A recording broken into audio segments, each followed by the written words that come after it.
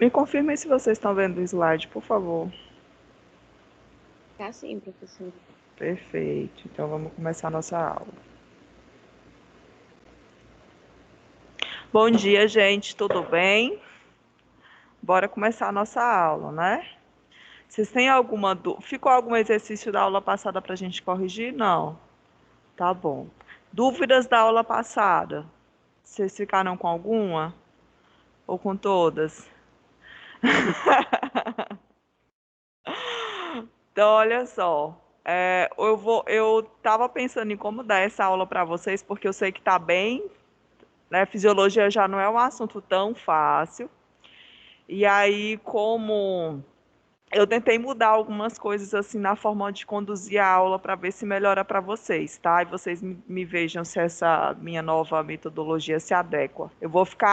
Nessa aula, eu vou ficar flutuando entre o slide, que está mais as figuras, e o Jumble, né? O nosso quadrinho virtual lá, que vocês me falaram que vocês entendem melhor com ele. Inclusive, deixa eu abrir ele aqui, que eu já estava esquecendo. E aí eu até esquematizei uns mapas mentais para eu fazer na aula, junto com vocês, para que vocês possam absorver melhor o conhecimento, tá bom? 2007.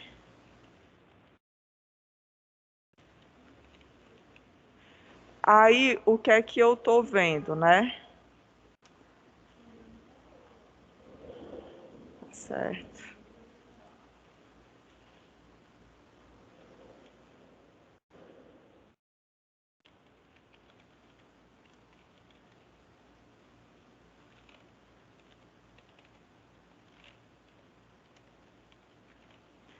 Aí, assim, deixa eu abrir aqui nosso quadro.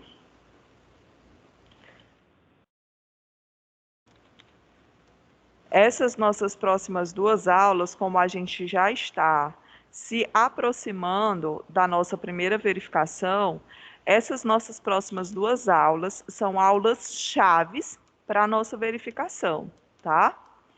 Inclusive, eu tomei o cuidado de, quando está fazendo essa aula aqui, para tornar o assunto mais palpável para vocês, trazer algumas patologias para a gente já trabalhar. Então, vou fazer aqui o nosso jumble, não sei como é que fala aqui esse negócio. Deixa eu colocar aqui um título. Essa aula de hoje, ela vai ser baseada no capítulo 7 do Guyton, tá bom? Lá no final do slide tem direitinho e eu já passo para vocês. Então, vou colocar aqui aula 7.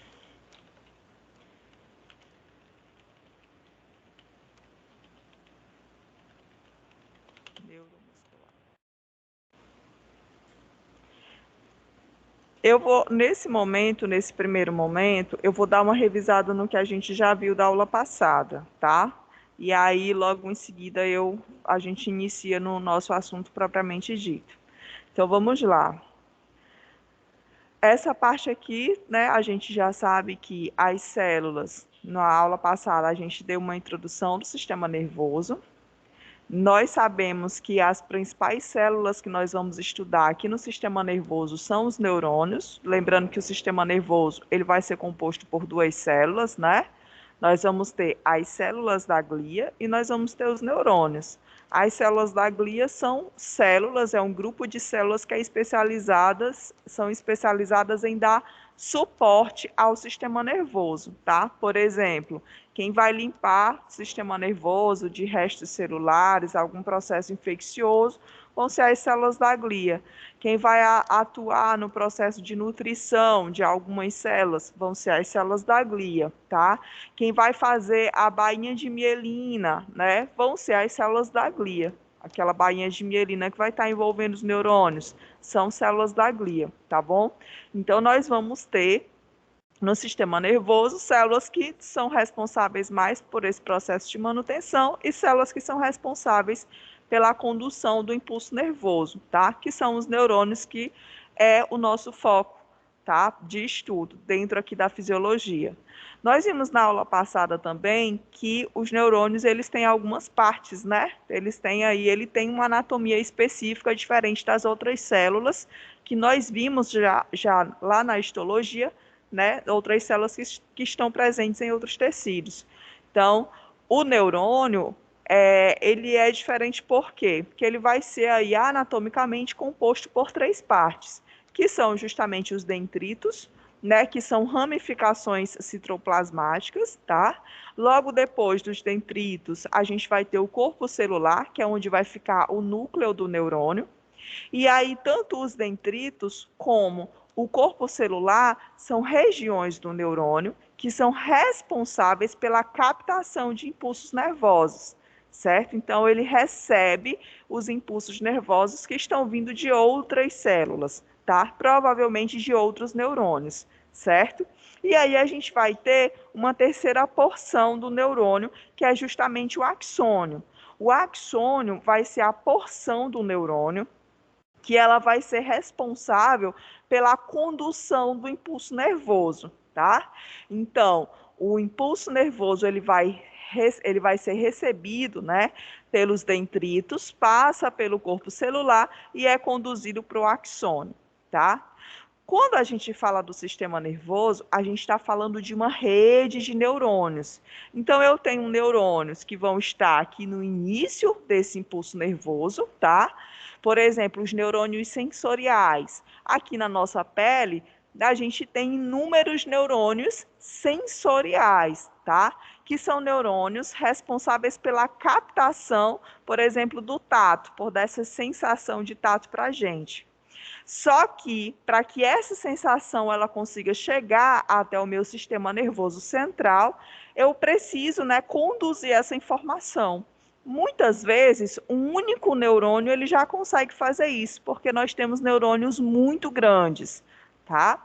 Então, eu tenho um neurônio que ele consegue pegar, né, aquele estímulo e conduzir diretamente aquele estímulo ao sistema nervoso central. E nós temos também os neurônios que estão ali entre esses neurônios, que são os chamados neurônios associativos, tá? Então, eu tenho aqui, olha só, o neurônio sensorial, que vai receber o estímulo nervoso, e aquele grupo de neurônios, né, que ficar entre o primeiro e o último neurônio, são chamados de neurônios associativos, tá? Que no caso são esses neurônios aqui. Esse daqui é o último neurônio, olha, neurônio motor. O que é o neurônio motor? O neurônio motor vai ser aquele neurônio que vai ser responsável, é ele que provavelmente já vai receber uma resposta àquele estímulo, tá? Por exemplo, para ficar mais claro, quando eu toco aqui na mesa, eu sei se ela está fria, quente, eu consigo ver, por exemplo, a textura aqui da mesa. E isso, quem sente essa informação, esse estímulo, quem sente é o meu neurônio sensorial. Essa informação vai para o sistema nervoso central, tá? E, por exemplo, se a mesa estiver quente, eu já tenho esse reflexo de tirar a minha mão para não me queimar, tá? Então, esse reflexo eu só consigo fazer graças ao neurônio motor. O neurônio motor são aqueles neurônios responsáveis, então, pela resposta, pela minha resposta motora. Por exemplo, eu preciso caminhar até a porta. Quem vai me auxiliar nesse processo é o neurônio motor, tá? Então, a gente vai ter esses 3 tipos de neurônios. Os neurônios sensoriais, tá? Que captam as informações, eles também são chamados de neurônios aferentes. A de entrada, tá? Entrada começa com E, né? Mas enfim. Então, tudo que começar, né, com quando vocês ouvirem falar nessa palavra aferente, é entrada. É ali que começa a entrada do estímulo. E nós temos os neurônios eferentes. Os neurônios eferentes são aqueles neurônios que vão responder a uma resposta do sistema nervoso central, tá? Então, a gente vai ter, imaginei na cabeça de vocês, um triângulo. Então, nessa porçãozinha aqui do triângulo, o que a gente vai ter? O neurônio sensorial. Ele recebe a mensagem e envia para o sistema nervoso central. O sistema nervoso central interpreta aquela mensagem, processa ela e envia um comando, uma resposta, que vai para onde? Para o neurônio motor, tá bom? Ficou claro assim? Pessoal de casa, se vocês tiverem alguma dúvida, pode falar, tá? Bem, aí, né, nós vimos também que os neurônios, eles têm um sentido de propagação. Essa propagação começa sempre do corpo celular, né? Começa sempre dos dendritos e vai para o corpo celular, e do corpo celular passa, então, para o axônio, tá?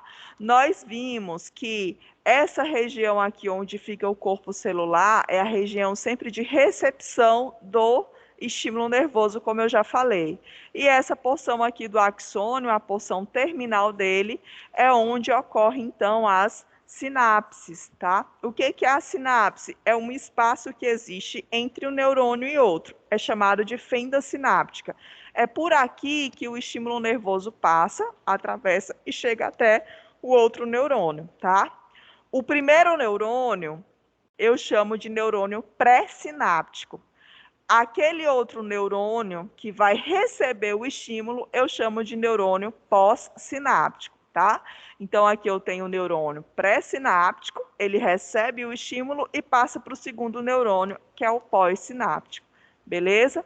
Nós vimos também que os neurônios, eles vão ter a bainha de mielina, e aí, muita atenção, porque a gente vai ter neurônios que vão ter a bainha de mielina, e aí, nesse caso, o impulso nervoso, como eu já falei, ele caminha de forma muito mais rápida. Por quê? Porque esse impulso nervoso, ele meio que vai saltitando entre umas células de Schwann e outra, uma bainha de mielina e outra, tá? Só que, aí nesse caso, né, o estímulo nervoso, como por conta da bainha de mielina, ele vai bem mais rápido. Mas nós também temos neurônios que não tem a bainha de mielina, inclusive muitos neurônios motores, tá? E aí, nesse caso, o impulso nervoso ele vai um pouquinho mais lento, beleza? Bem, aqui eu mostrei para vocês, né? Isso daqui nós vamos revisar mais na frente na nossa aula, que os neurônios eles podem se comunicar tanto por sinais químicos como neurotransmissores. O que são neurotransmissores? São proteínas, só que são proteínas que elas levam uma mensagem. De alguma forma, elas causam um estímulo na célula, tá? E aí, nessa aula, a gente vai ouvir falar muito de um neurotransmissor chamado acetilcolina, mas nós temos vários outros neurotransmissores, como, por exemplo, os neurotransmissores do tipo GABA, nós vamos ter, né, vários neurotransmissores que a gente vai ver nas aulas posteriores, tá?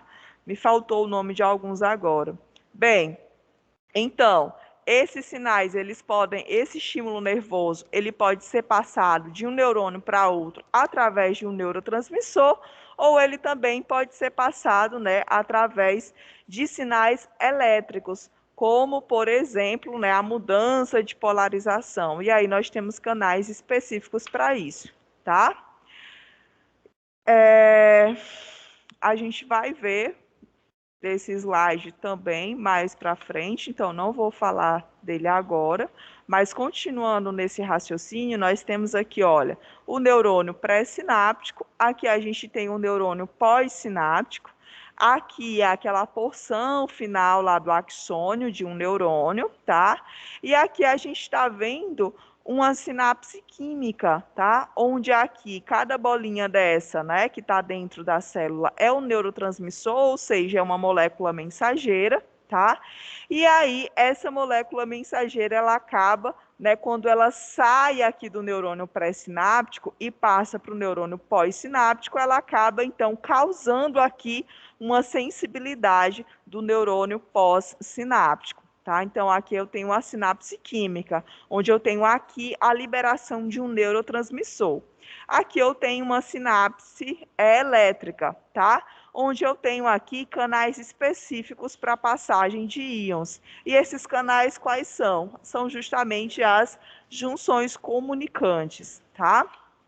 Gente, nós vimos também na aula passada que o sistema nervoso, aí aqui a gente já entra mais na questão anatômica do sistema nervoso, tá? Nossa próxima aula prática, inclusive, vai ser relacionada a essa parte, a parte anatômica do sistema nervoso, e essa aula prática eu já quero que ela seja antes da nossa prova, certo? Bem, então o sistema nervoso, ele vai ser dividido em duas partes, como eu já havia falado para vocês. Nós vamos ter o sistema nervoso central e o sistema nervoso periférico. Qual é a função do sistema nervoso central? A função dele é justamente receber e integrar as informações vindas lá do sistema nervoso periférico, tá? Então, só um adendo. Sistema nervoso central vai ser isso daqui, olha, que está aqui em vermelhinho, né? Em rosa, salmão. Então, sistema nervoso central vai ser composto pelo encéfalo e pela medula espinhal. E o sistema periférico é tudo aqui que está em azul. Então, vocês estão vendo que o restante aqui do nosso corpo, se eu for olhar lá para o pé, para as mãos, para a barriga, tudo, né, está inervado por nervos aí do sistema nervoso periférico, tá? Por isso que eles são aí responsáveis por receber o estímulo. Então, se eu pego na mesa, se eu sei que a garrafa está quente, se está fria, né? Se tudo isso, todas as sensações do ambiente, eu consigo sentir graças ao sistema nervoso periférico.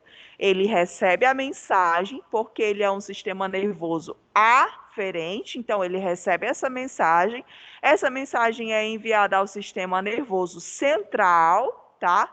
Qual é a função mesmo do sistema nervoso central? É integrar e processar essas informações, ou seja, ele recebe, processa essa informação e aí ele integra ela e envia um comando, tá? E aí esse comando vai também aqui para o sistema nervoso periférico, tá? Então, a gente vai ter aqui função do sistema nervoso central, receber e integrar as informações vindas do sistema nervoso periférico, e a função do sistema nervoso periférico, como eu já falei, ela é uma função mais sensorial e somática, tá? Ou seja, sensorial porque é através dela que eu sinto ali o ambiente. Então, tato, audição, visão, tudo isso está relacionado com o meu sistema nervoso periférico, gustação. Na nossa próxima aula, nós vamos falar muito da parte sensitiva, né, da parte sensorial, desculpa, do nosso sistema nervoso. E aí vocês vão ver que a gente vai falar muito, né, dessa captação de estímulos. O slide, pior que não, que já está no fenda sináptica. Fenda sináptica. Tu queres que eu aumente o slide? Ah, tá bom. Deixa eu ver. Deixa eu ver se eu faço um negócio aqui. Espera aí, uma pausa aqui para os comerciais.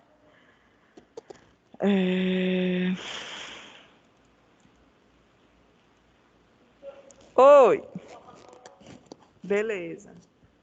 Deixa eu ver como é que eu faço aqui para ver se eu consigo aumentar tudo de uma vez.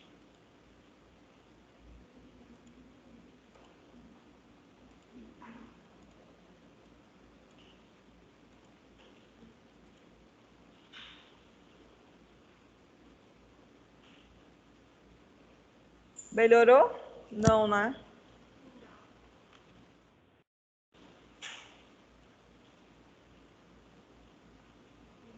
Aqui não vai ficar legal.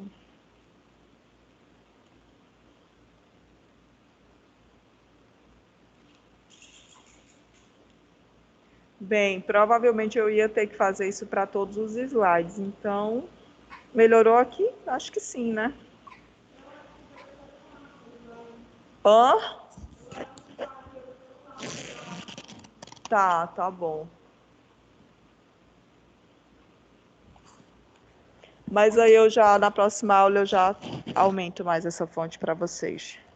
Então, continuando, né? Nós vamos ter sistema nervoso central, ele integra a informação, o sistema nervoso central integra a informação vinda do sistema nervoso periférico, e a gente tem aí a função sensorial, tá? A função sensorial é de responsabilidade do sistema nervoso periférico. Ele também vai ter essa outra função aqui, olha, somática ou eferente, tá? Que é quando ele envia, quando o sistema nervoso central, ele envia a informação para o sistema nervoso periférico executar, tá? Ele envia um comando.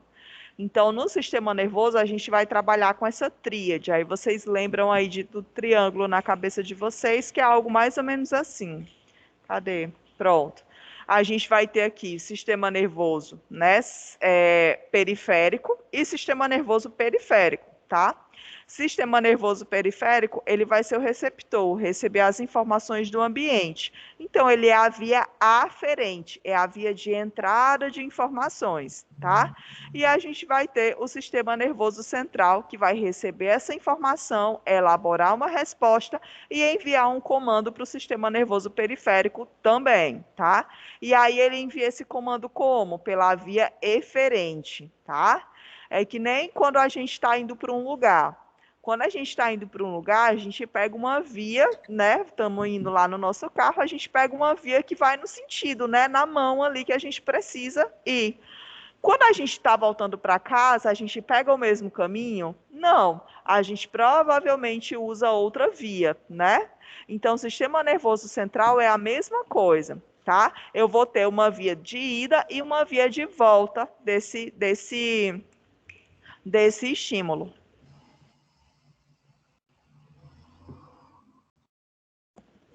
É barulho aqui? Ah, tá. Eu achei que era alguém em casa.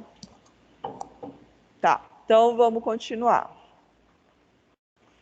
Dúvidas até aqui? Tá tranquilo? Pode falar.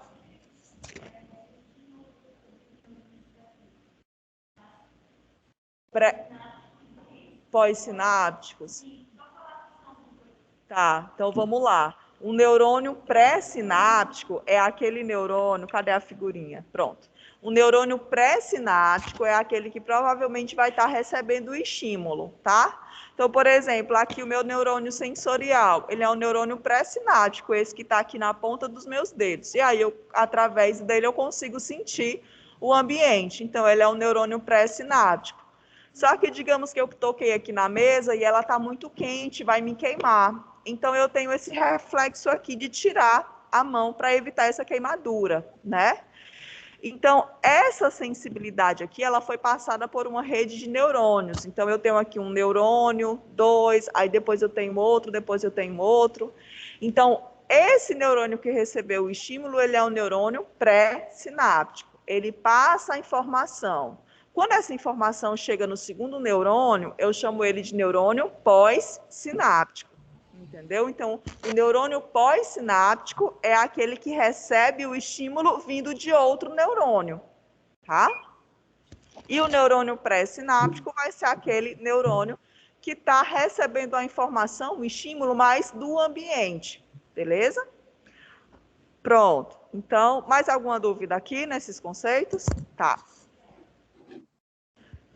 Pessoal de casa, tá tranquilo? Alguma dúvida? Tá bom, então vamos continuar. Então, aqui a gente chega na parte de divisão do sistema nervoso, né? Como é que ele é dividido anatomicamente? Então, eu já falei, sistema nervoso central e sistema nervoso periférico, tá? Então, vamos lá, olha só. Sistema nervoso central, a gente já viu que ele é responsável, então, por processar as informações que estão vindo do sistema nervoso periférico. E o sistema nervoso periférico, por sua vez, é ele que recebe as informações do ambiente, tá? É ele que também, né, executa aí os nossos movimentos, tá bom? Então, vamos ver aqui. Nós temos o sistema nervoso central e o periférico, ele tem algumas divisões anatômicas. Que divisões anatômicas são essas? Sistema nervoso central, né? Ele vai ser dividido em encéfalo, tá? E medula espinhal, que é o que vocês estão vendo aqui. Então, essa coisinha aqui, salmão, é a divisão do sistema nervoso central, tá? Então, tem um encéfalo e a medula espinhal. E aí, da medula espinhal, parte vários outros nervos secundários, que vão, por exemplo, ramificar os meus braços, as minhas pernas, o tórax, tá? Então, a gente tem uma ramificação de outros nervos que saem da medula espinhal. E aí, a esses nervos, eu digo que é o sistema nervoso periférico, beleza?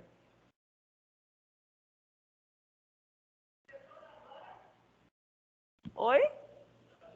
Não, não, Elizabeth. De nada. Beleza? Então vamos lá, ó.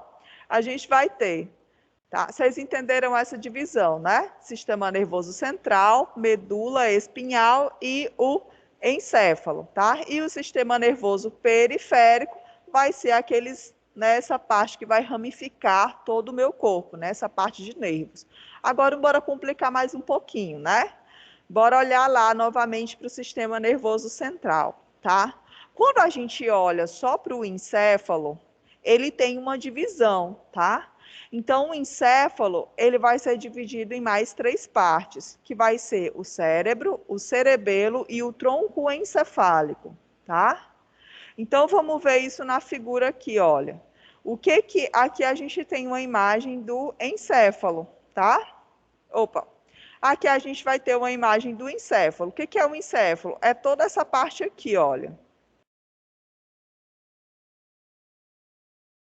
Ai, pronto. Tá? O que que é o encéfalo? Vai ser toda essa parte aqui. Mas aí, quando a gente pega o encéfalo, a gente vai ver que ele é subdividido, como eu já falei, em cérebro, né, cerebelo e tronco encefálico. O cérebro, por sua vez, ele vai ser dividido em telencéfalo e em diencéfalo. E o tronco encefálico, ele vai ser dividido em mesencéfalo, ponte e bulbo. Então, vamos ver quais são as divisões que vão estar aqui no encéfalo. Olha só. Então, a gente vai ter aqui, né, o telencéfalo, tá? Aqui a gente tem todo o encéfalo, como eu estou mostrando para vocês, e agora a gente vai ver o telencéfalo. Que o telencéfalo ele vai estar subdividido? Ele é dividido em lóbulos, tá, gente? Nós temos o lóbulo occipital, parietal, o temporal e o frontal, tá? Então, essa daqui é a divisão anatômica.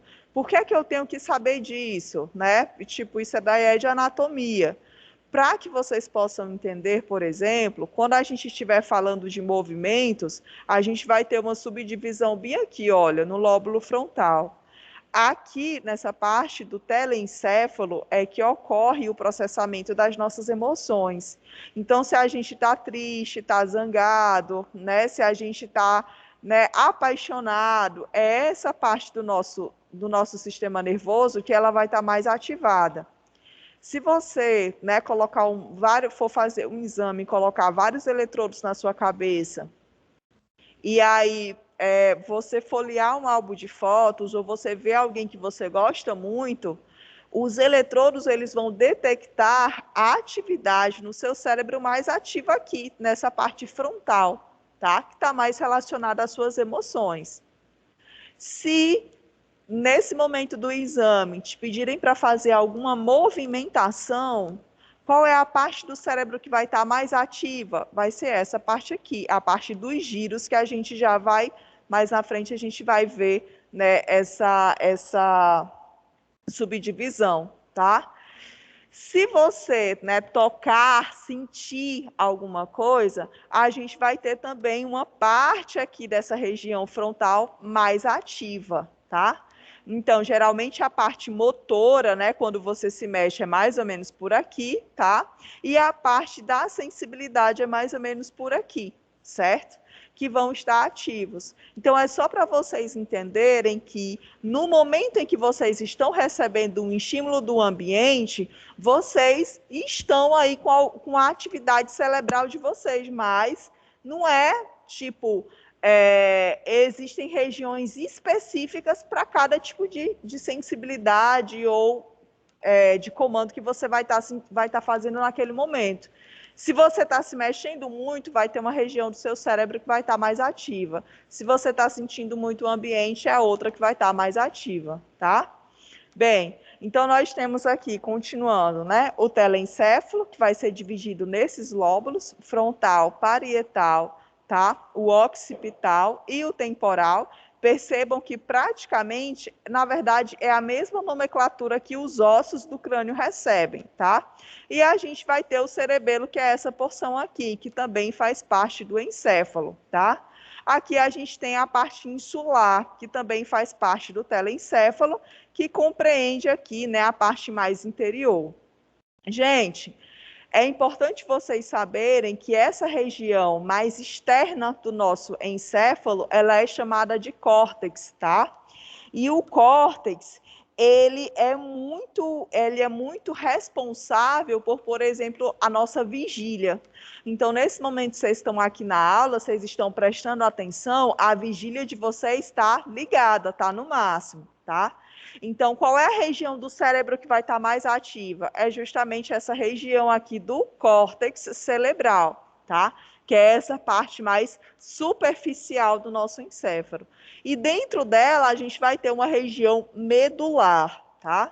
Essa parte mais fora do cérebro, o córtex cerebral, é conhecido como massa cinzenta. Por que massa cinzenta? Porque lembra lá do neurônio que eu falei para vocês, que ele vai ter o axônio, eles vai ter os dendritos, né, o corpo celular e os axônios. Então, todo o corpo celular, tá, aqui do sistema nervoso, vai estar voltado para o córtex cerebral. Por isso que quando a gente vai observar ele lá na lâmina, lá no laboratório, essa região ela é uma região mais escura. E aí ela foi caracterizada como massa cinzenta. Quando a gente olha essa parte no interior do cérebro, como ela é formada mais por axônio, né, e bainha de mielina, vocês sabem que o axônio tem muita bainha de mielina, né, para a condução lá dos impulsos nervosos. Aí a gente percebe que essa porção ela é mais clarinha, tá? Inclusive ela é até mais gordurosa, mais lipídica por conta da grande quantidade de bainha de mielina. E aí a gente observa lá na lâmina essa região do encéfalo mais esbranquiçada. E aí ela é chamada de massa branca, tá? Então, a massa cinzenta é o córtex cerebral, onde eu vou ter o corpo celular, e no interior aqui do encéfalo, que é que a gente vai ter a massa branca, né? Que é justamente os axônios, tá? Então, é importante a gente saber disso. Então, eu já falei aqui do telencéfalo. O telencéfalo tá aqui, olha, ele faz parte do cérebro, tá? E agora a gente vai para a segunda parte do cérebro, que é justamente o diencéfalo. E o que é o diencéfalo? Tá aqui, é basicamente essa regiãozinha aqui, olha. O diencéfalo, ele vai ser composto aqui pelo tálamo, tá? O tálamo, a hipófise, a gente vai ter aqui a glândula pineal, tá? Então, o diencéfalo, basicamente, ele vai ser composto por essas regiões, tá? Pelo tálamo, que é essa partezinha aqui, pela glândula pineal e pela hipófise e o hipotálamo, tá? Então, toda essa partezinha aqui, que tá em azul, é o diencéfalo, tá? Então, a gente vai ter tálamo, glândula pineal, hipotálamo e hipófise. Bem, esse é o diencéfalo. Nós vamos ver, deixa eu voltar lá. Então, a gente já viu a parte do cérebro que é o telencéfalo e o diencéfalo, tá? E o cerebelo, que é a segunda parte aqui do encéfalo, fica onde? O cerebelo está aqui atrás, tá? Então, deixa eu ir lá no cerebelo para vocês verem. Pronto, está aqui o cerebelo, tá? Então, esse daqui é o cerebelo. Lembra lá da parte motora e da parte sensorial que eu falei para vocês, do córtex, né, frontal? Então, aqui a gente vai ter toda a parte frontal do telencéfalo, tá? E aqui a gente vai ter a parte, né, responsável aí pelos comandos motores e pelo comando sensorial, né, pela recepção das sensações do ambiente. E aqui a gente tem o cerebelo. Então, se eu for olhar, o que a gente vai ter aqui? Telencéfalo, é toda essa parte aqui que vocês estão vendo, tá? Aí dentro, mais ou menos por aqui, a gente vai ter o diencéfalo, aqui a gente tem o cerebelo, e essa partezinha aqui é a terceira parte do encéfalo, que é justamente a ponte, tá? Então, a gente vai ter aqui essa região aqui, olha, que é o tronco encefálico, tá?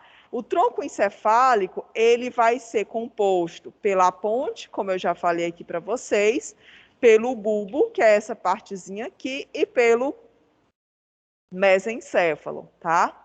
Então, quando a gente for lá na aula de anatomia, a gente vai dar bem ênfase, né, à localização e à função de cada uma dessas partes, tá?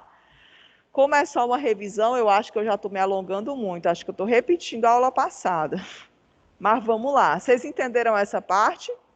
Professora, Beleza. fala um pouquinho Oi. mais sobre o telecéfalo. Tá aqui o tele... Oi? Hã? Essa daqui é a revisão da aula passada para a gente adentrar no assunto dessa aula, tá? Então, nossa primeira hora, eu sempre faço essa revisão.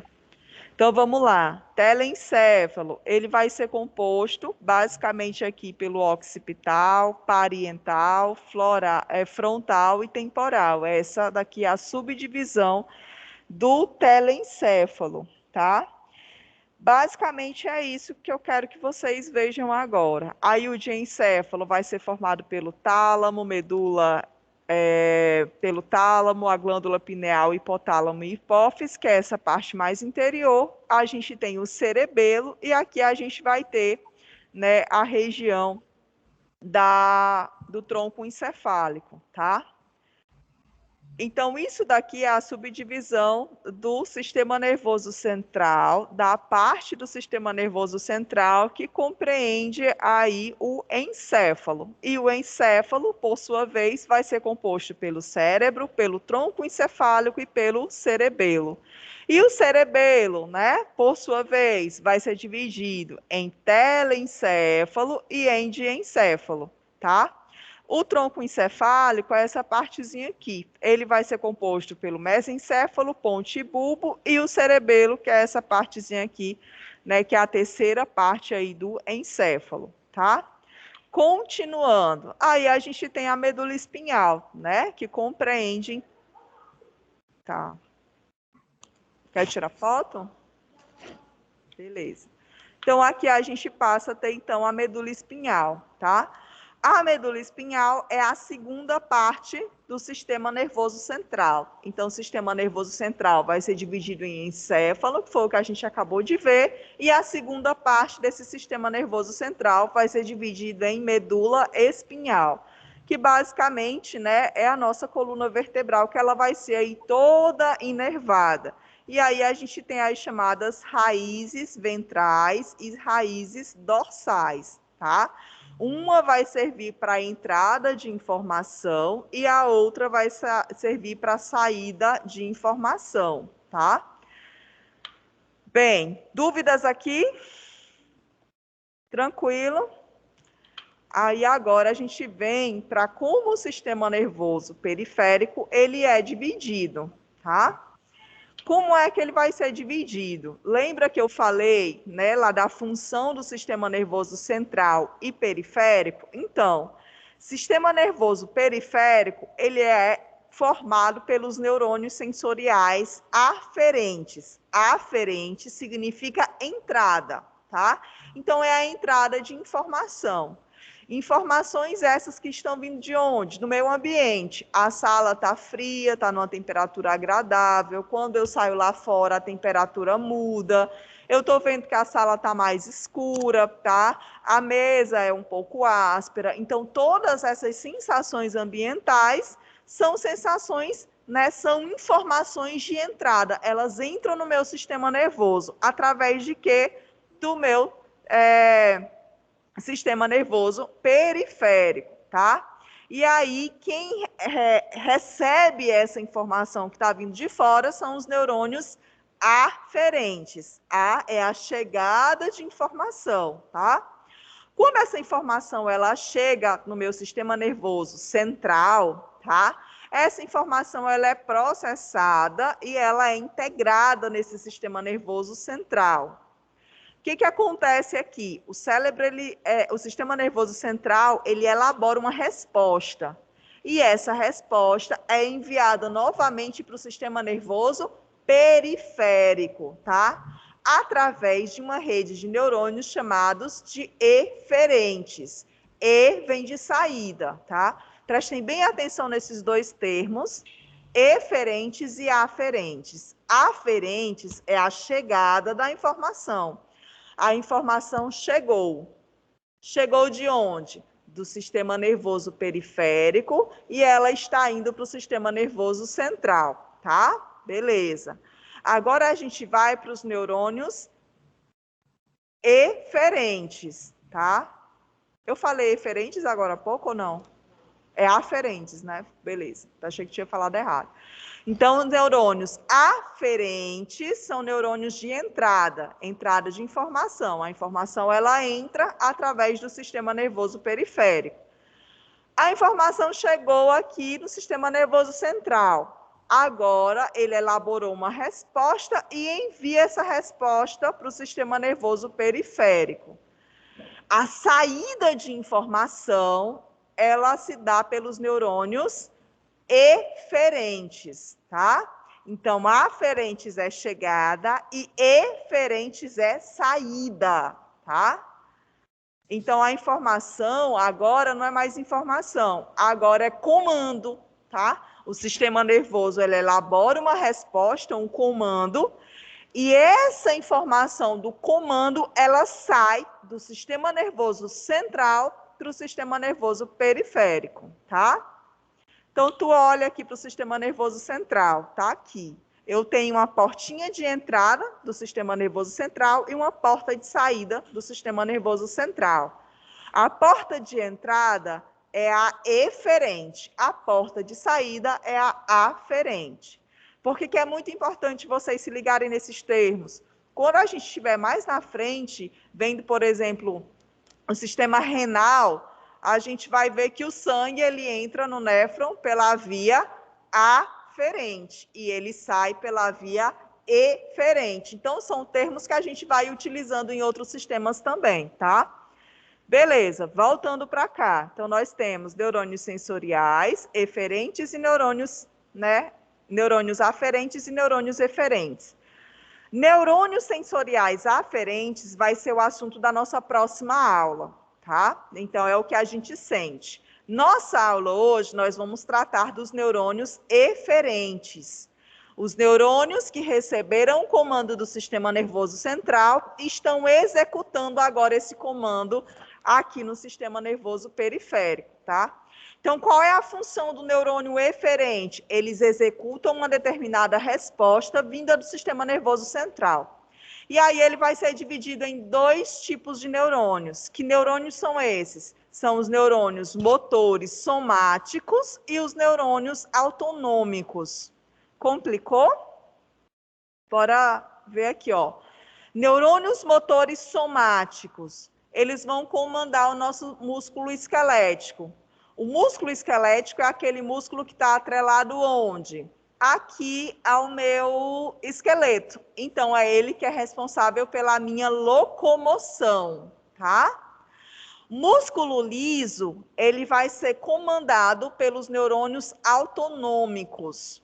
E aí, nesse caso, quem é minha musculatura lisa? Minha musculatura lisa é o músculo cardíaco, é o músculo que vai formar aqui o meu esôfago, as nossas vísceras, tá? São músculos que nós não podemos controlar. Ele faz parte de movimentos involuntários. Eles fazem movimentos involuntários, que são aqueles movimentos que eu não consigo controlar, beleza? Enquanto que os neurônios motores, eles vão cuidar daqueles músculos que eu consigo controlar. Como, por exemplo, mover a perna, tá? Para me mover a perna, eu preciso acionar os meus músculos esqueléticos da perna. E aí eu consigo fazer isso graças aos neurônios motores, tá? Vira e mexe, minha tela desaparece aqui. Então, hoje a gente vai focar aqui, certo? Nos neurônios motores somáticos, tá? Bem, tá. Esses órgãos aqui que vocês estão vendo, são chamados de órgãos eferentes, tá? Dá uma circuladinha aí. Então, os músculos esqueléticos, tá? E músculo cardíaco, a musculatura lisa, glândulas, tecidos, essa galera toda é chamado de órgãos eferentes. Por que eferentes? Vocês conseguem, né, através aí da explicação que eu já dei, entender o porquê que é eferente? O que significa eferente? É a saída de informação, né? Essa saída de informação está vindo de onde? Do sistema nervoso central, né? Ótimo, perfeito. Então, só para vocês ligarem. Então, esses órgãos aqui, eles são considerados órgãos eferentes porque eles sofrem uma influência direta do sistema nervoso central. Por exemplo, vamos aqui para os neurônios motores, né? Estou passando por uma situação que eu preciso correr, preciso fugir. Automaticamente eu consigo fazer isso, né? Sistema nervoso central entendeu aquela situação e me deu essa resposta. Beleza, tá? É um controle voluntário ou involuntário? Voluntário, né? Eu quis correr e eu consigo controlar isso. Quando eu vou aqui, por exemplo, para as musculaturas, para os músculos lisos, para as glândulas, eu não tenho controle, ok. Mas ele também é um órgão eferente, porque ele também atende aos comandos do sistema nervoso central. Eu acabei de tomar café da manhã, então eu preciso processar aquele alimento. Eu preciso dos movimentos peristálticos, tá? Preciso desses movimentos peristálticos para que o alimento ele possa, né, andar direitinho ali pelo meu tubo digestivo e com isso ele poder ser digerido, tá? Mas, digamos que eu esteja assim, tomei café da manhã agora, estou indo fazer a prova de fisiologia. Como é que eu estou? Estou calmo? Estou nervoso? Eu posso estar nervoso, afinal é a prova de fisiologia, eu botando medo em vocês. Esse estado nervoso, ele pode fazer com que haja o aumento do peristaltismo, porque você está com um certo nível de estresse, tá? Você está com um certo nível de ansiedade. E essa ansiedade, ela pode ser informada para o sistema nervoso central e ele envia como resposta para esses músculos aqui, essa musculatura lisa, ele envia essa resposta de que eu preciso aumentar mais o peristaltismo do meu intestino. E isso pode provocar, por exemplo, uma diarreia. Bom dia. Tudo bem, gente? Vocês entenderam isso? Por isso que isso eu digo que são músculos efetores, tá? São órgãos efetores, porque eles sempre recebem a resposta do sistema nervoso central. Da mesma forma, as glândulas, tá? Então, o sistema nervoso central é quem determina, né, se você vai produzir mais ou menos um determinado tipo de hormônio. Quando você está estressado, você aumenta muito a quantidade de cortisol, por exemplo. Né? O cortisol ele vem através de uma resposta do sistema nervoso central. Quando você está com sede, você acha que você fica com sede à toa, assim, estou com sede, tipo, só porque você pensou? Não. O teu corpo, quando você está com sede, diminui a volemia, a quantidade, o volume sanguíneo das tuas artérias começa a diminuir. Como o sangue, ele passa ali pelo rim e ele passa aqui pelo coração, nas paredes dos vasos sanguíneos, nós temos sensores que vão detectar a diminuição dessa volemia. Diminuiu a quantidade de sangue, né, que está passando ali. Nesse momento, esses receptores, eles enviam uma mensagem para o sistema nervoso central. Olha, diminuiu a volemia, vamos ter que aumentar aqui a frequência cardíaca para poder dar conta, né, de bombear o sangue. Consequentemente, vai influenciar ali no pulmão. E aí, a gente vai fazer o quê? O que é que o sistema nervoso faz? Manda uma mensagem para você dizer, olha, você precisa beber água. Porque quando você bebe água, né, o fato da água entrar na sua corrente sanguínea vai diluir mais o seu plasma sanguíneo, e isso restaura a volemia. Quando a gente estiver estudando mais ali na parte do sistema dos rins, a gente vai conseguir entender essa parte. Mas quando a gente está com sede, é porque o fato de você estar com sede já está alarmando o seu sistema nervoso. Você precisa beber, porque você já está prejudicando outros órgãos, como, por exemplo, o coração e os rins. E aí o sistema nervoso central entende e pede esse comando para você. Quando você está com fome, dá a mesma coisa, tá? Então, nós temos receptores, né, que são nervos, que estão aí espalhados por todo o nosso sistema, por todos os lugares do nosso corpo, e que ficam meio assim, que checando o funcionamento dos nossos órgãos. Se algum funcionamento ali está falho, ele manda uma resposta para o sistema nervoso central, tá? Bem, voltando aqui, senão a gente não sai dessa revisão. Sistema nervoso simpático e parasimpático e o entérico. Então, os neurônios autonômicos, eles que vão responder aqui por esses 3 tipos de sistemas, tá? 3 grupamentos de nervos que são responsáveis aí, cada um por uma resposta diferente. Por exemplo, a via do sistema nervoso que é ligada ao simpático, ela é mais relacionada à resposta de luta ou fuga. Quando você precisa correr, é essa via do sistema nervoso que ela é, como é que posso dizer, ligada, tá?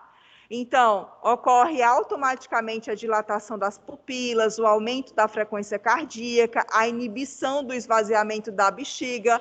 Por exemplo, quando você está com medo, você pode estar com a bexiga lotada, pode estar apertadíssimo, tá? Mas o teu sistema nervoso simpático, ele vai dizer para você, olha, segura aí que agora você precisa correr. E aí você simplesmente esquece que você está com a bexiga, né, cheia, tá? O parasimpático, ele já é completamente diferente. Já é uma parte do nosso sistema nervoso que ele está relacionado ao relaxamento. Então, quando, por exemplo, você está dormindo, quem é que está lá no comando? É o sistema nervoso parasimpático, tá? Quando você está assistindo um filme, né? Sei lá, um filme romântico, ou um filme, não sei, infantil, você está ali num estado relaxado, está conversando com seus amigos. Quem está ali no comando é o parasimpático, tá? Então, nós temos essas 2 vias. E elas são antagônicas. O que eu quero dizer com isso? Que quando uma está alta, eu tenho aqui a atuação do sistema nervoso parasimpático. Então, é porque o simpático está baixo, tá? Mas se eu tomar algum medicamento, ou se acontecer alguma coisa que faça com que esse sistema nervoso simpático, essa parte simpática, ela seja ativada, automaticamente o parasimpático ele diminui suas atividades, tá? Por isso que eu coloquei aí a gangorrinha. Então, quando um está em cima, o outro está embaixo. Quando o outro está embaixo, um está em cima, tá? Então, eles ficam aí nessa brincadeira, beleza? Por exemplo, quando você está com taquicardia, existem algumas situações em que o paciente ele desenvolve uma taquicardia, às vezes uma situação de ansiedade, às vezes até mesmo alguma anomalia do coração, que a gente vai ver mais na frente. A taquicardia, gente, ela vai fazer com que o coração dispare, aumente ali as contrações musculares. Nesse momento, quem é que está atuando? É o simpático, tá? Então, o sistema nervoso simpático, ele respondeu alguma, né, está desregulado de alguma forma, e aí ele acaba promovendo essa taquicardia, beleza? Mas, da mesma forma, pode acontecer no parasimpático. Como assim? No parasimpático, o que a gente vai ter? É a diminuição da frequência cardíaca. Sim, há momentos em que a pessoa ela tem uma diminuição da frequência cardíaca, o coração ele vai parando de bater, tá? Às vezes pode ser algum infarto do miocárdio, aterosclerose, enfim, existem algumas patologias que influenciam, né, e acabam diminuindo, é o que a gente chama de bradicardia. A bradicardia é quando o coração ele vai batendo de forma mais devagar, tá? Devagar, quase parando. Às vezes o paciente está passando por uma situação de insuficiência cardíaca. E na insuficiência cardíaca acontece isso, o coração chega um momento em que ele não aguenta mais de fazer tanto esforço e ele vai diminuindo ali os batimentos cardíacos. Infarto agudo do miocárdio, da mesma forma, ele vai diminuindo até parar completamente. Então, nesse momento ali de diminuição, o parasimpático, ele está se sobressaindo do simpático, tá? Mas isso a gente vai ver mais na frente nas aulas de cardiologia, tá? Enfim, as aulas de fisiologia do coração, tá bom? Bem, eu acho que o principal que eu queria falar para vocês... Alguma dúvida aqui? Bem, então, o que a gente vai começar a estudar agora são a parte dos neurônios eferentes, tá? E aí, neurônios eferentes são divididos em neurônios motores, que são responsáveis, né, pelo controle aqui do músculo esquelético, que é responsável pela movimentação, e a gente vai ter uma segunda parte dos neurônios, que são os neurônios autonômicos. Então, quem faz parte dos neurônios eferentes? Neurônios motores somáticos e neurônios autonômicos, tá? Os neurônios autonômicos, eles vão ser divididos em 3 classes de neurônios. São os neurônios simpáticos, né? Aumento da atividade metabólica, parasimpático, diminuição da atividade metabólica, e a gente vai ter o entérico, que é essa relação, né? O sistema nervoso atrelado ao nosso intestino, tá? Então, o que a gente vai começar a dar ênfase agora é o sistema motor somático, tá? São os neurônios aferentes. Vocês entenderam toda essa parte aqui? Bem, então eu vou sair aqui da aula 6 e aí eu inicio, então, a aula 7. Cadê a aula 7? Está aqui.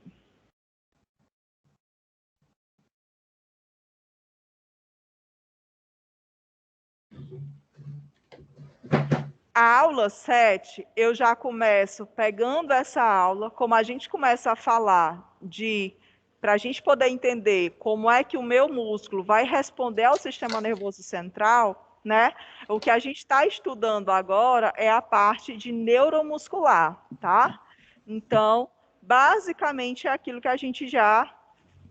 O primeiro slide, basicamente, é o que a gente já acabou de ver, com uma diferença de que aqui eu coloquei para vocês, né? Que esses aqui são os órgãos efetores, tá? Ou órgãos eferentes, porque eles respondem diretamente ao sistema nervoso central, tá? Bem, então vamos lá. Primeira pergunta, como é que o sistema nervoso ele vai controlar o nosso músculo esquelético, tá? Qual é a parte do sistema nervoso que controla o músculo esquelético? São os neurônios motores, tá? Que são responsáveis ali pelo movimento. Esses neurônios estão atrelados novamente ao músculo esquelético. Então, para isso, eu vou fazer rapidamente, né, uma revisão lá de histologia, que a gente viu. Vocês já devem saber de tudo dessa parte, né? De histologia do primeiro semestre, né? Beleza. Então, só para a gente, né, ter uma noção aqui, nós vamos ter a fibra muscular, tá? E aí, essa fibra muscular, ela vai, se eu pegar uma fibra, um músculo desse daqui, eu vou ver que ele vai ser formado por milhões de fibras musculares. O que é uma fibra muscular? É a mesma coisa que célula muscular, tá? Então, fibra muscular é a mesma coisa que célula muscular. Então, o músculo vai ser formado por milhões de fibras musculares, e aí, se eu pegar uma fibra muscular dessa, eu vou ver que essa fibra muscular, ela vai ser formada por uma unidade ainda menor, que são as miofibrilas, tá?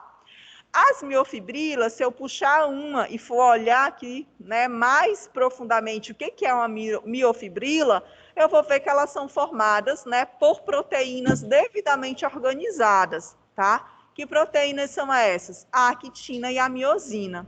Então, a miofibrila, ela vai ser formada em unidades que a gente vai chamar de sarcômero. Os sarcômeros são unidades onde a actina e a miosina vão estar organizados. Vocês estão entendendo isso? É como se eu pegasse aqui, olha, um músculo grandão aqui para a gente analisar, tá? Peguei um músculo grandão, tirei aqui a menor parte do músculo que eu vi.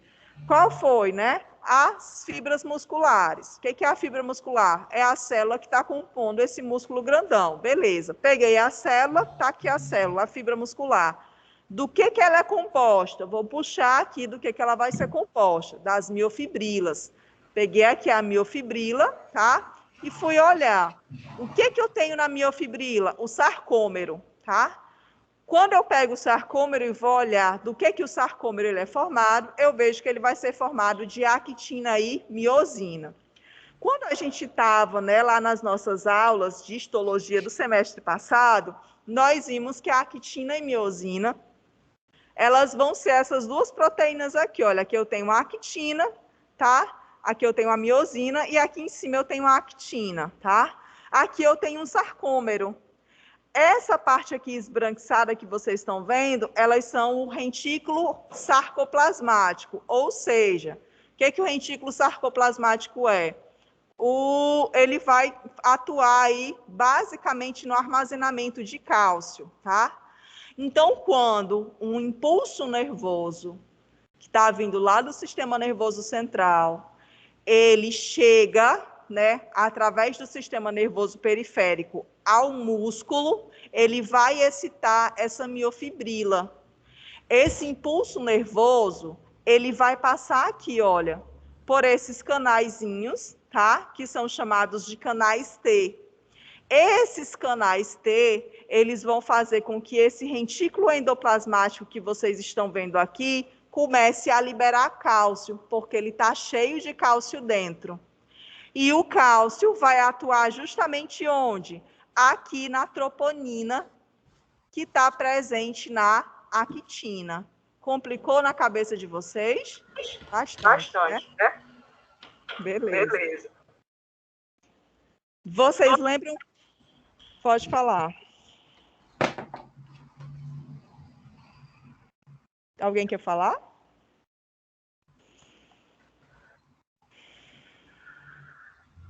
Vamos lá, então. Olha só.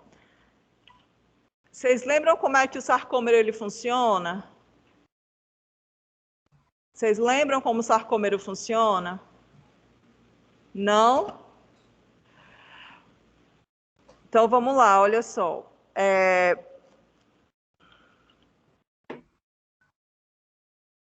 Deixa eu ver como é que eu vou. Então, vamos lá.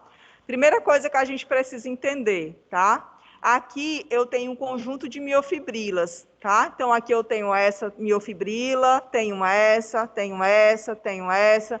Vocês entenderam o que é uma miofibrila? Entenderam?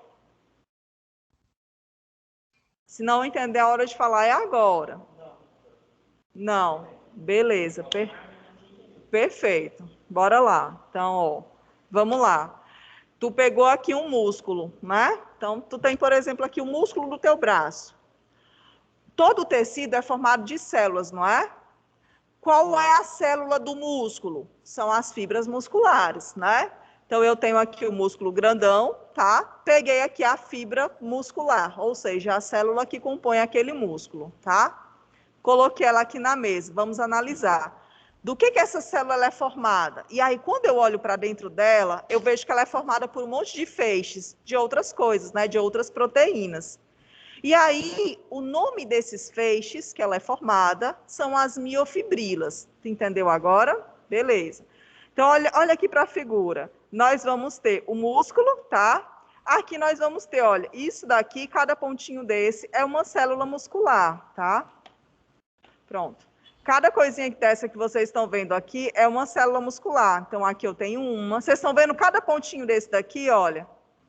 Aqui é um núcleo da célula muscular. Uma célula muscular tem vários núcleos, viu, gente? Porque ela é comprida. Então, por exemplo, esse músculo aqui do braço, ele deve ter uns 30 centímetros, tá? Uns 25, tá? Se eu pegar uma célula muscular desse meu músculo aqui, ela vai ter 30 centímetros. Então, é uma célula grandona, só que ela é esticada, parece esse negócio aqui, tá? E aí, como ela é grandona, ela precisa de vários núcleos. Por isso que quando eu olho aqui para a fibra muscular, ou seja, para a célula do músculo, eu vejo vários pontinhos em um mesmo corneto desse, em uma mesma célula dessa, tá? Em uma mesma fibra, beleza? Agora, se eu pegar aqui, olha só, essa fibra e for olhar para dentro dela, como eu te falei, eu vou ver que eu tenho mais outras estruturas pequenininhas ali dentro. É como se eu tivesse mais estruturas assim, né? Nesse formato, compridinhas ali dentro. Ué, que estruturas são essas? Eu vou olhar, são as miofibrilas, tá? O que é a miofibrila? A miofibrila nada mais é do que um conjunto dessas coisinhas aqui, olha. Eu tenho aqui a actina e a miosina. Várias actinas e miosinas juntas vão formar a miofibrila, por isso que ela é esticadinha desse jeito. Tu conseguiu entender agora? Vocês conseguiram entender? Agora sim. Ficou claro isso para vocês? Tá. Por que é importante a gente saber disso? Porque aqui ocorre, por exemplo, a contração muscular, tá?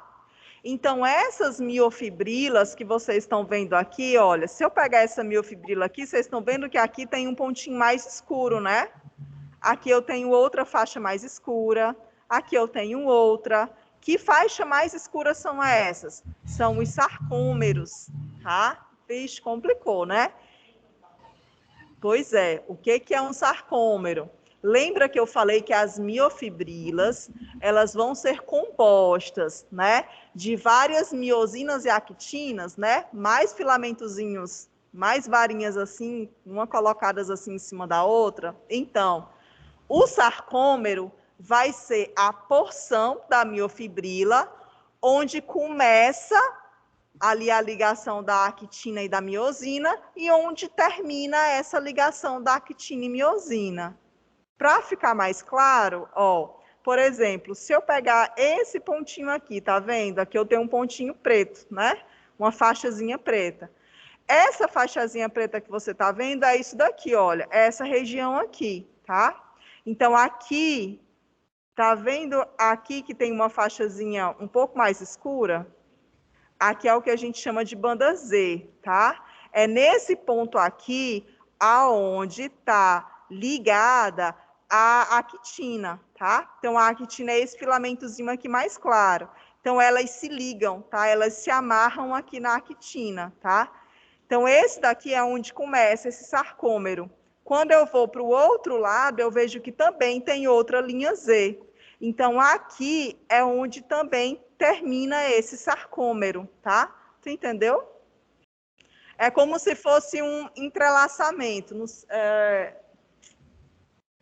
Não está passando assim nada na minha cabeça agora que meio que traga assim mais palpável o sarcômero.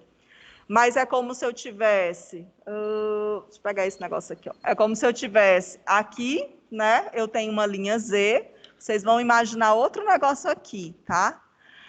A actina ela vai ficar ligada nessa linha Z. Ela meio que se amarra aqui nessa linha Z. E aí, esse filamento aqui que está amarrado vai e amarra aqui nessa outra linha Z, tá? Então, o que vocês estão vendo aqui, né? Que está clarinho. Só que aqui no meio, olha só, ela é cortada. Ela tem uma interrupção, que é justamente essa porção que vocês estão vendo aqui. A actina é só essa partezinha branca aqui, ó, tá? Então, ela é ligada a uma linha Z e ligada a outra linha Z. Mas aqui no meio, ela é interrompida, tá? E aí, a gente vai ter essa segunda proteína, que é a miosina. A miosina, o que ela vai fazer? Ela vai estar ligada a essa actina e liga aqui a essa actina. E aí ela fica assim, né, o tempo todo. No momento em que o seu músculo ele precisar contrair, o que a miosina que está aqui embaixo ela vai fazer? Ela pega na actina de um lado, pega na actina do outro e faz isso aqui. E aí o seu músculo contrai. Vocês entenderam isso? Ficou claro agora? Exatamente, tá? Então, imagina que tem, aqui é uma linha Z, bem aqui vai ter outra parede, que é a linha Z. Então, aqui eu tenho a actina, só que a actina vai só até aqui. E aí, a outra actina também vai só até aqui. Eu sou a miosina. Então, o que é que eu faço? É para contrair? Beleza. Pega na actina aqui, pega a actina aqui e junta, tá? Contrair meu músculo. Agora está na hora de relaxar o músculo. Tá bom. Então, eu solto. Na hora que eu solto, a actina volta para o lugar dela. Tá bom? Ficou claro aí, gente? Acho que eu sou a professora que mais faz mímica, né? Acho que quem vê meu vídeo depois vai pensar, meu Deus, essa mulher é louca. Mas vamos lá, olha só. Então, entenderam como funciona o sarcômero? Então, dentro de uma miofibrila, eu tenho milhões de sarcômeros, tá? Então, vamos voltar para o macro agora. A gente estava olhando para o sarcômero, que é só uma partezinha, né? Mas, ó, aqui eu tenho um sarcômero, aqui eu tenho outro, aqui eu tenho outro, aqui eu tenho outro. Então, eu tenho milhões de sarcômeros ao longo de uma miofibrila, tá? Então, em uma célula muscular, eu vou ter milhões de miofibrilas, uma do ladinho da outra. Então, não diz lá que é a união que faz a força? Então, quando todas essas miofibrilas, né, e todos os sarcômeros que compõem essas miofibrilas, eles atuam de forma conjunta, a gente consegue movimentar o nosso músculo, a gente consegue ter força para levantar aqui a mesa, tá? A gente consegue ter força para levantar o peso lá da academia, certo? Porque está todo mundo lá, né, ajudando, todas elas lá contraídas, tá? Bem, então vamos complicar mais um pouquinho, né? Porque para a gente poder entender a parte fisiológica, a gente precisa complicar, né, as coisas para que a gente possa entender o fundamento, tá? Bem, então a gente vai ter aqui, olha só, aqui a miosina, né? Aí a gente está olhando a miosina mais de perto, tá? Que é aquela que pega a actina e puxa. Tá aqui o bracinho dela, olha, tá vendo o bracinho da miosina? Ela se liga à actina e puxa essa actina. E essa miosina vai ter vários bracinhos que vão fazer isso, né? Se liga na actina que está aqui em cima para puxar. Só que ela não pode se ligar em qualquer lugar da actina. A miosina, ela tem um lugar específico para ela poder se ligar lá e poder causar a contração. Esse lugar, ele está guardado por outra proteína, chamada troponina, tá? Então, eu vou ter aqui a actina, que são essas bolinhas que vocês estão vendo aqui, e aqui eu tenho a troponina. A troponina, olha, ela vai estar ligada aqui em sítios específicos que vão fazer com que esse cordãozinho aqui que vocês estão vendo, eles mantenham ocupado esse sítio de ligação onde a miosina ela vai se ligar, tá?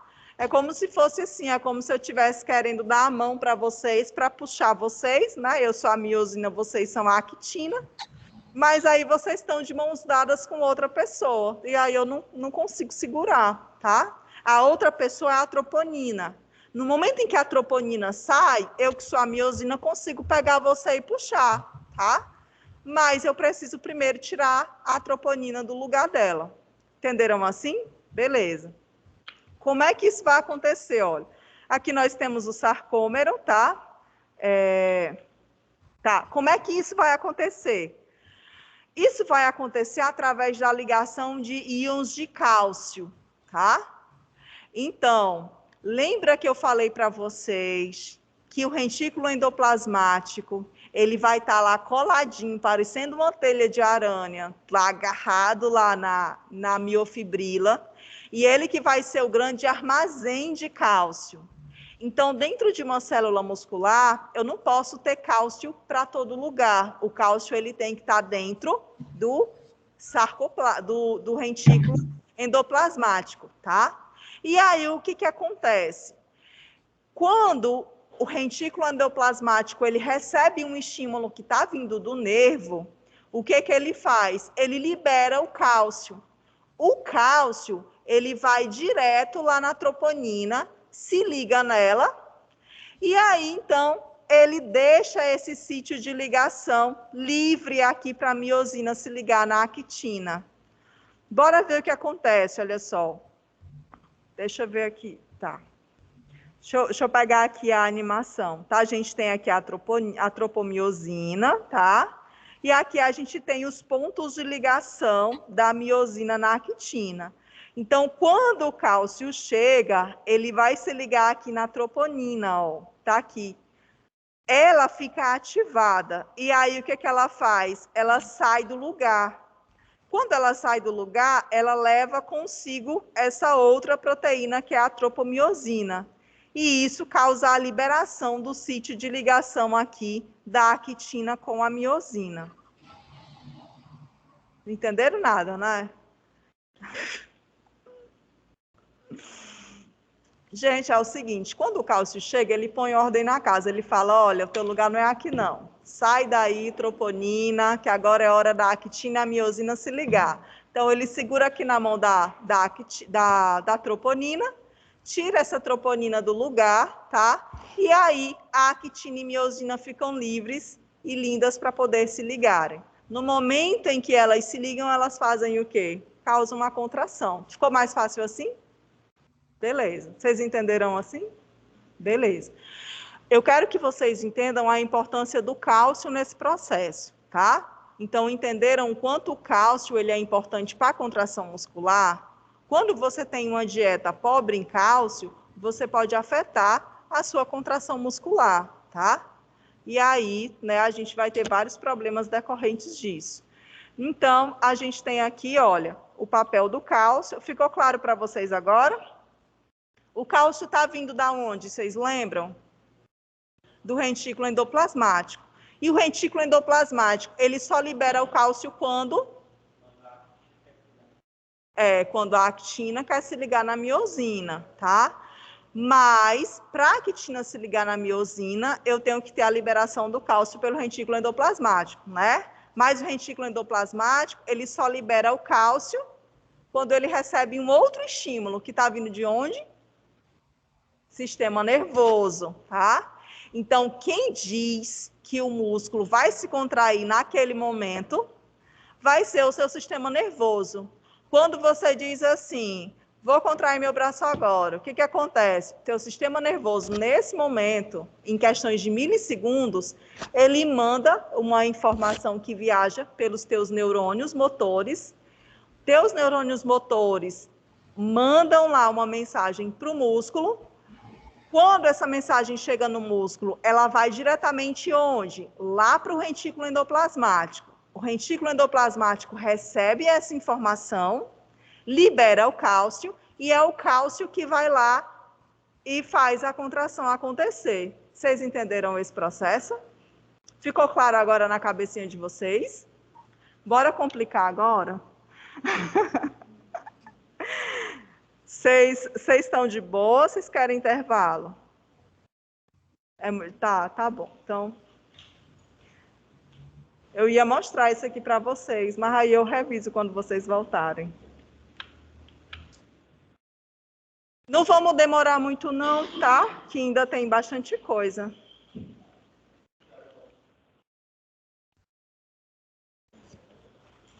Pode ser de 15 a 20 minutos? Tu é assim? Ah, eu não gravei teu número naquele dia. Eu procurei depois e eu não vi.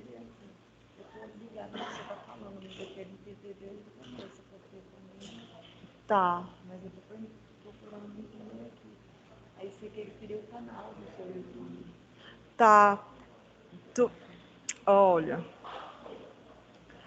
Me manda uma mensagem que é mais fácil, porque naquele dia eu não sei o que foi que aconteceu, mas o teu número não foi salvo. Não, eu não consegui depois a coisa. É melhor tu pegar um meu, aí tu me manda uma mensagem. Deu o número. Tá. Aí depois eu até pedi para a menina da sala, tu não tá no grupo, né? Eu pedi para ela que eu queria falar contigo, para tu entrar em contato comigo, mas não teve retorno. É 98340 0652.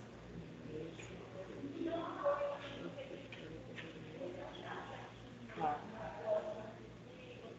98340 0652. Aí, sim, aí tu manda mensagem que que fica mais tranquilo. Na hora que me manda uma mensagem aí que eu já te mando o endereço do canal, tá bom? Tá bom. De nada.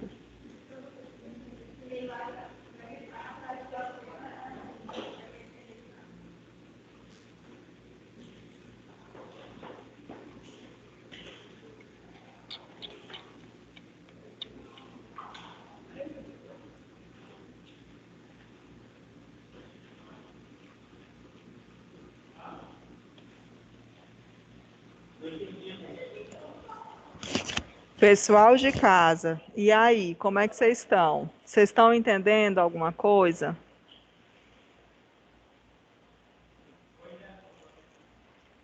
Por enquanto que tá na revisão, tá tranquilo. Tá? Mas essa segunda parte